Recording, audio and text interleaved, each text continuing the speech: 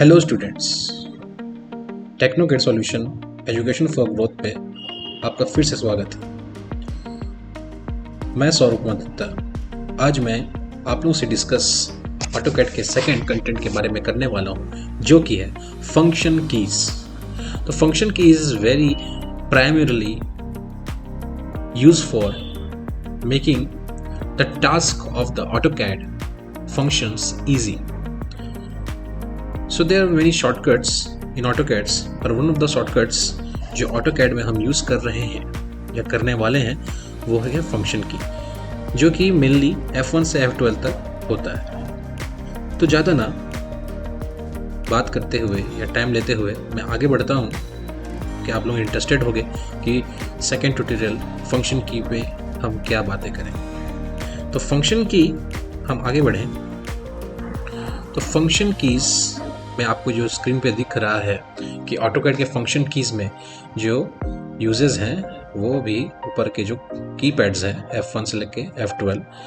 अगर desktop use कर रहे हैं तो आप डायरेक्टली F1 F12 को एक्सेस कर सकते हैं, पर अगर कोई लैपटॉप यूज़र्स हैं तो मे भी हो सकता है आपको FN जो फंक्शन होता है नीचे में कीबोर्ड में कंट्रोल के जस्ट राइट साइड में, उसको दबा के आपको उसको प्रेस करना पड़ेगा, तभी ऑटोकैड में काम करेगा। तो आगे बढ़ते हैं। दिख रहा है जैसे आप लोगों को कि हर कीज के कुछ अलग अलग नाम हैं। जैसे F1 हेल्प के लिए है, F2 टॉगल टेक्स्ट स्क्रीन के लिए है, टॉगल टेक्स्ट स्क्रीन के लिए है, F3 toggle object snap mode के लिए है, F4 toggle 3D object snap के लिए है, F5 टॉगल आइसोप्लेन के लिए है, F6 डायनेमिक UCS के लिए है, वैसे ही F7 ग्रिड मोड के लिए है, ऑर्थो मोड F8 के लिए है, F9 snap mode, F10 polar mode,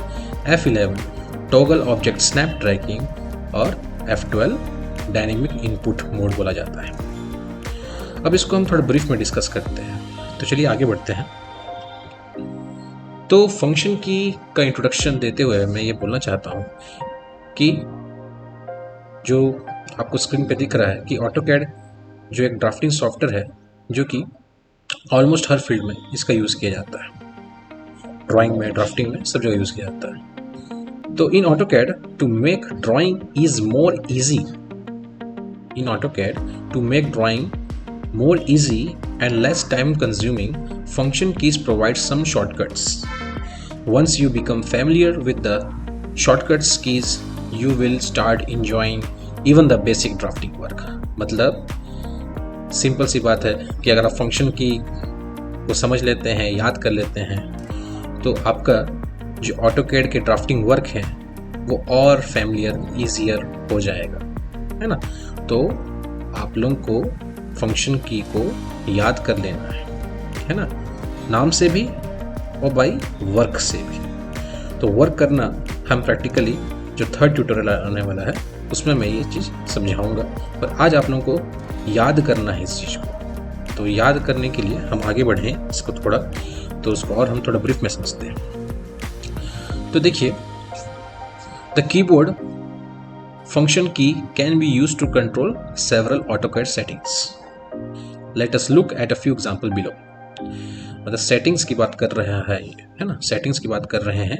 तो सेटिंग्स में जनरली हम देखें F1 का काम क्या है, तो मैंने बताया था जस्ट पहले ही ये हेल्प के लिए, पर इसको आप थोड़ा सा और ब्रीफ में पढ़ें कि फंक्शन की opens the AutoCAD help window. It allow the user to take help online if he or she is facing any functional issue in the software. If a user is working offline, then by pressing this key, all the functionalities of the software will be opened in the PDF format. Clear? कि अगर आप इसको online या offline भी access कर सकते हैं। अगर ऑफलाइन आप इसको डाउनलोड कर लेते हैं उसके सर्वर से कनेक्ट होने के बाद, तो आप बिना नेट कनेक्ट के भी जब भी F1 प्रेस करेंगे तो ये एक तरह से कनेक्ट हो जाएगा और उसमें आप जो भी टर्म्स के बारे में रिसर्च करना चाहते हैं उसको खोल के देख सकेंगे। फिर हम बात करते हैं नेक्स्ट F2 में क्या होता है। तो F2, दिस की open a popup screen showing the command line on the bottom. This command is useful to the user who feel difficulty in seeing the command window on the bottom of the screen, है ना।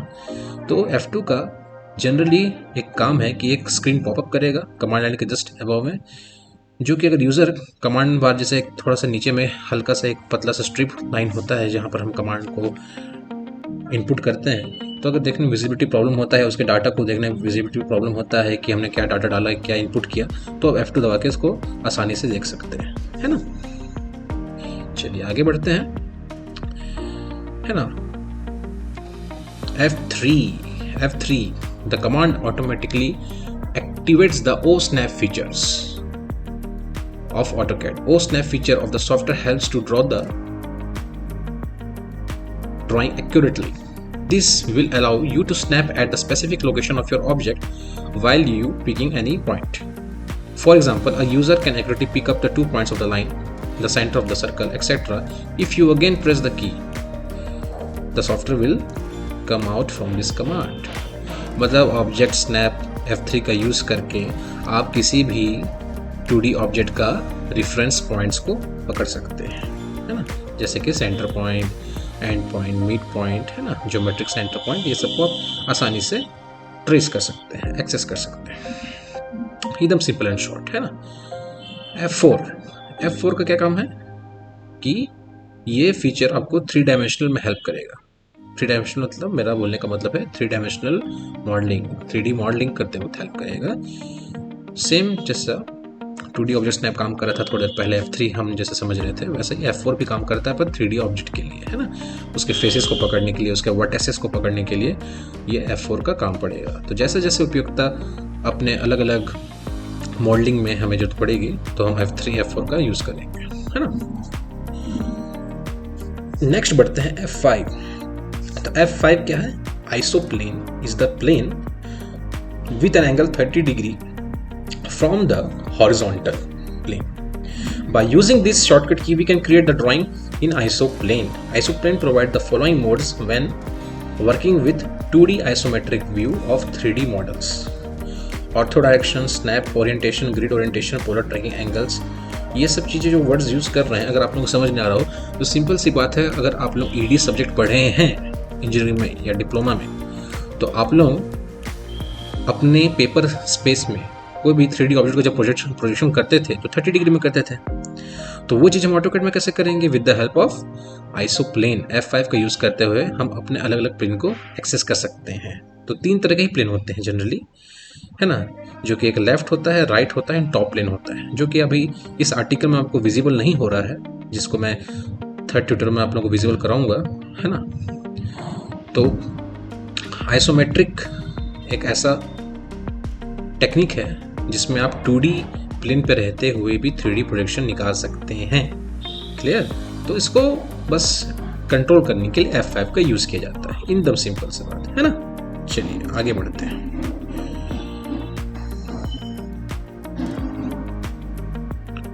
तो ये आप लोगों को figure दिख रहा होगा जस्ट ऊपर में, जो ब्लैक एरिया में एक वाइट एरिया का एक क्यूब ये बॉक्स दिख रहा है, वही एक आइसोमेट्रिक में दिख रहा है आपको, है ना। देखिए XY प्लेन चल रहा है UCS में, अगर आप यहाँ ध्यान दें तो XY दिख रहा होगा आपको। तो ये 2D प्लेन पे रहते हमें 3D ऑब्जेक्ट अपीयर हो रहा है ना, इसको हम बोलते हैं आइसोमेट्रिक। चलिए नेक्स्ट बढ़ते हैं F6। तो F6 का काम होता है डायनेमिक UCS। तो डायनेमिक UCS से बंद या चालू करने से हमें क्या फ़ायदा मिलेगा या क्या दिक्कतें आ सकती हैं? तो UCS का फुल फॉर्म अगर हम बात करें तो क्या होता है? यूज़र कोऑर्डिनेट सिस्टम याद होता है। तो UCS is a user coordinate system that a user can define according to his requirement. Before 2007, when this command is not available while working, the 3D user has to create a new coordinate system every time he or she changes his drawing view. The command is only used when working in 3-dimensional object. तो of course 2D projection करते वक्त या 2D जब topics हम बात करेंगे तो इसका तो यूज़ होने वाला नहीं है। तो F6 F4 का आप नेगलेक्ट कर सकते हैं फिलहाल, जब तक 2D क्लासेस के ट्यूटोरियल चल रहे हैं तो ये फिलहाल बंद ही रहेंगे। तो F6 का काम आता है फेसेस को पकड़ना, 3D ऑब्जेक्ट के फेसेस को पकड़ना, है ना। ये बस सिंपल सी बात आपको बता रहा हूँ। आगे बढ़ते हैं F7।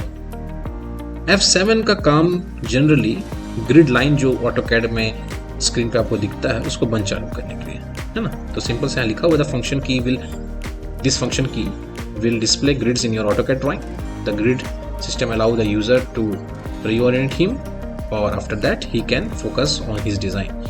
She can make the grid visibility off by pressing this key again. By changing isometric planes, the user changes the viewport when working in AutoCAD isometric mode.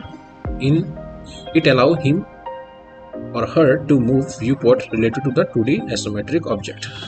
तो देखिए इतना बड़ा डिस्क्रिप्शन तो लिखा हुआ है, पर एकदम शॉर्ट सा बात किया जाए कि एक पेपर स्पेस जैसे लगता है जैसे एक ग्रिड पेपर होता था जब हम ग्राफ पेपर में काम करते, तो एक ग्रिड लाइन जैसे हमें एक्स और वाई में एक बॉक्स पैटर्न में दिखता था, वही चीज़ को, है ना, डिस्प्ले करने के लिए F7 का यूज़ किया जाता है। तो उसका बंद या चालू रखें उससे कोई दिक्कत नहीं है, पर चालू रहने से आपको एक प्लेन विजिबिलिटी होता है जिसमें आप वर्क कर सकते हैं, है ना। बाकी बंद भी रखें तभी कोई इश्यू नहीं, है ना। तो F7 बंद रखें या चालू रखें, इट्स डजंट मैटर। F8 का काम है लाइन को स्ट्रेट रखने के लिए, चाहे वो हॉरिजॉन्टल हो चाहे वो वर्टिकल हो। जब F8 अगर ऑन है तो आपका लाइन अलाइन नहीं हो सकता, मतलब टिल्ट नहीं हो सकता, किसी एंगल पे नहीं जा सकता। तो एंगल मतलब 0 90 के बीच में या 90 180 के बीच में ये ट्रैवल नहीं कर पाएगा। कैसे ट्रैवल करेगा? 0 से सीधा 90, 90 सीधा 180, 180 सीधा 270 और सीधा 270 से वापस 0 डिग्री मतलब 360 डिग्री में वापस वो अपना पोजिशनिंग करता है। एकदम सिंपल सी बात है। F8 है ना। तो भले यहाँ पर लिखा हुआ है this command will turn ortho mode on और of. This is one of the most useful keys in AutoCAD. This mode is used when the user has to specify an angle or distance using 2 points using a pointing device. By using this mode, cursor movement will become constrained. Constrained मतलब lock हो जाएगा, fixed हो जाएगा, या तो horizontal या तो vertical related to the coordinate system, है ना। तो देखिए हॉरिजॉन्टल वर्टिकल को मेन हाईलाइट किया गया है। ओके, चलिए आगे बढ़ते हैं। F9 का जो काम है वो बहुत ही कम है, अधिकतर हमारे काम में बहुत कम ही यूज होता है इसका। तो F9 के बारे में पढ़ें थोड़ा। दिस की will make a snap grid on और ऑफ। ठीक है, ग्रिड लाइन को देखिए हाईलाइट कर रहा है, और स्नैप के बारे में मतलब स्नैप का मतलब पकड़ना, है ना। तो ग्रिड को ये क्या करेगा? पकड़ेगा, ट्रेस करेगा। तो grid are the rectangular pattern of dot like structure in AutoCAD that covers the entire XY plane। जो बता रहा था ग्राफ पेपर जैसे दिखता है ना, ग्राफ पेपर जैसे ग्रिड लाइंस होते हैं एक्स और वाई में, वो उसको उस प्लेन को पकड़ेगा, है ना। Using grid in AutoCAD is like using the grid paper under your drawing. This will allow user to align objects and visualise distance between them. By using this key you can easily snap to the rectangular grids and create your drawing more easily and efficiently, है ना। तो use कर सकते हैं, पर इसमें थोड़ी सी दिक्कत ये है कि ये स्पेसिफाइड डिस्टेंस में लॉक रहता है। तो आप कुछ अगर मान के चलिए डिस्टेंस ग्रिड का स्पेसिंग अगर 0.5 है ना, तो 0.5 को पकड़ेगा एक्स की तरफ, वाई में भी अगर 0.5 है तो 0.5 पकड़ेगा, और आपको अगर चेंज करना है तो दोबारा बार बार आपको कस्टमाइज करना पड़ेगा। पर अगर आपको मान के चलिए अगर आपको जब मन ज़रूरत हो, है ना, जैसा ज़रूरत हो वैसा आप डिस्टेंस डालना चाहते हैं तो उसको आप F9 को ज़रूर बंद रखें, और अपने हिसाब से इसको हम डाल लेंगे जो कोऑर्डिनेट सिस्टम टॉपिक पे आने वाला है ना, कोऑर्डिनेट सिस्टम, है ना, जो हमारा 4th ट्यूटोरियल होगा। ठीक है, 4th ट्यूटोरियल हमारा कोऑर्डिनेट सिस्टम के ऊपर होने वाला है। ये बहुत इंपॉर्टेंट टॉपिक है कोऑर्डिनेट सिस्टम, इसी के ऊपर पूरा निर्भर करता है हमारे AutoCAD का जो आगे के जितने भी सिलेबसेस हैं या ड्रॉ कमांड्स हैं, इसी पर डिपेंड करेगा। ठीक है, चलिए आगे बढ़ते हैं। F10 तो F10 इन शॉर्ट बात करें कि पोलर ट्रैकिंग नाम से बुलाया जाता है इस चीज़ को, जिसको आप एक बार दबाएंगे F10 को तो चालू होगा, तो एक बार दबाएंगे तो बंद होगा। ठीक है, तो F3 से लेके F12 तक अगर आप एक बार दबाएंगे तो चालू होगा, एक बार फिर दोबारा उस चीज़ को दबाएंगे तो बंद हो जाएगा। ठीक है, जो कि स्टेटस बार में हमें दिखेगा ये चीज़ बंद या चालू होते हुए, है ना। तो this function keys will allow the user to use the polar tracking option on AutoCAD software. The polar snapping command will restrict your cursor movement only to the specified increment along the polar angles. ठीक है, restrict कर देगा particular angles पे जो कि उसमें दिए होंगे पहले से बाय डिफॉल्ट। तो polar tracking will display temporary alignments path defined by the polar angles you had earlier specified. It also provides additional alignments in up and down direction. The command is useful while working on object having more than one different orientations. मतलब अगर angle बार बार change हो रहा है किसी भी object का तो आप पोलर ट्रैकिंग का यूज करके अपने एंगल को शिफ्ट कर सकते हैं, है ना।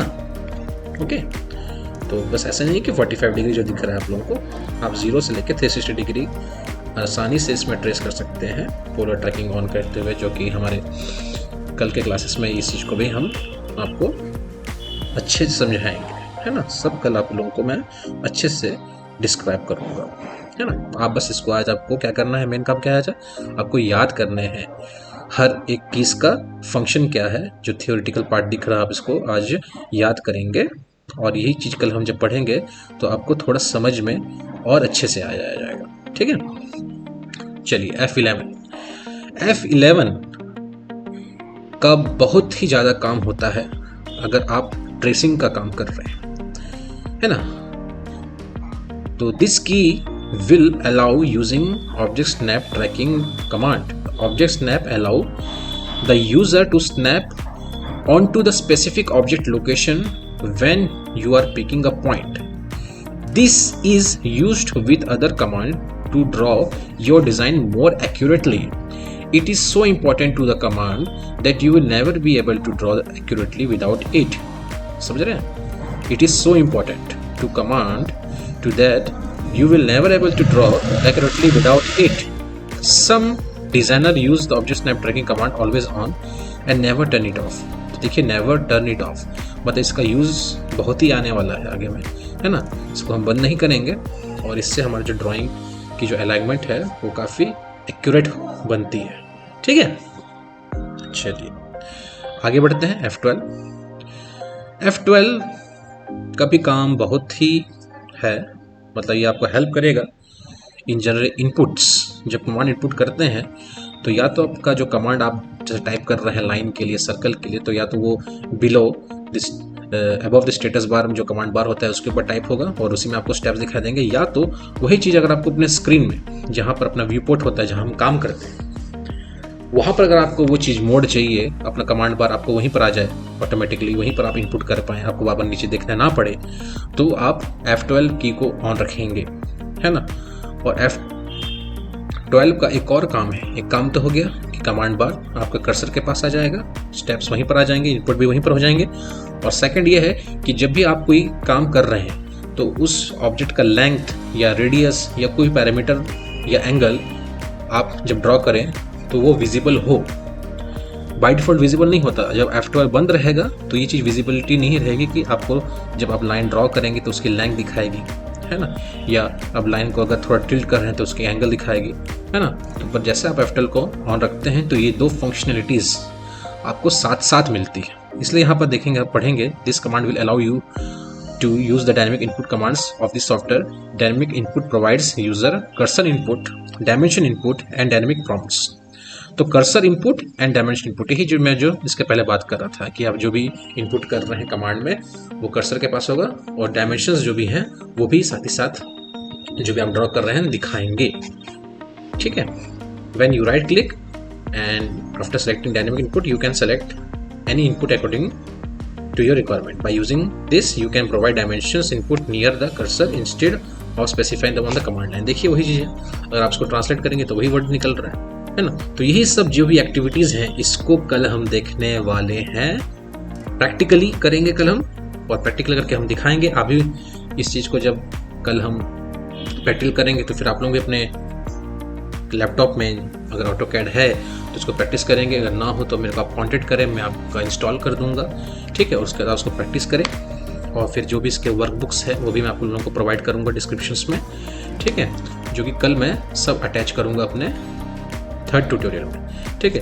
तो आज का जो हमारा मेन था क्या था, फंक्शन कीज़ के बारे में, जो कि F1 से F12 तक होता है ना, F1 से F12 तक होता है, जिसमें हमने हर चीज़ के बारे में थोड़ा थियोरेटिकली डिस्क्राइब किया, उस चीज़ को समझा, और इसी चीज़ को कल हम क्या देखेंगे, ऑटोकैड के अंदर कैसे वर्क करते हैं, इसका यूज़ कैसे करते हैं, बंद चालू कैसे करते हैं, किसको बंद रखना है किसको चालू रखना है या कैसे करना है, ये कल मैं आपको अच्छे से दिखाऊंगा। ठीक है, तो अभी तक जो मेरे फर्स्ट ट्यूटोरियल और सेकंड ट्यूटोरियल वो बस एक प्रेजेंटेशन था, एक स्लाइडिंग था, एक स्लाइड से मैंने आपको सब चीज़ के बारे में बताया था, क्योंकि इंट्रोडक्शन करना ज़रूरी है, बेसिक्स से हमें प्रो लेवल में जाना है स्टूडेंट्स। ठीक है, तो बेसिक्स का क्लियर नहीं होगा तो सब चीज़ गड़बड़ हो जाएगा, है ना। तो बेसिक आप क्लियर रखिए, मतलब फाउंडेशन हमारा तगड़ा रहे, तो भैया स्ट्रक्चर तो अपना खड़ा अच्छा होना ही है ना।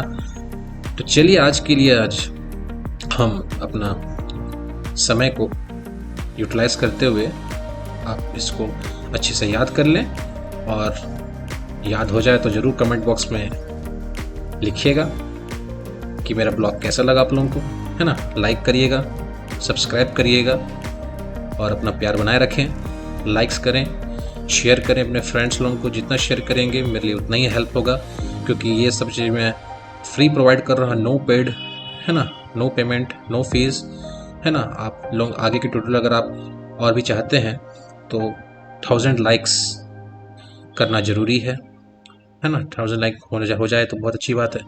ठीक है, चलिए देखते हैं, जैसे जैसे हम ट्यूटोरियल आगे बढ़ेंगे तो आप लोगों को और इंटरेस्ट आते जाएगा। ठीक है, तो आज के लिए थैंक यू, चलते हैं, है ना, बाय, टेक केयर।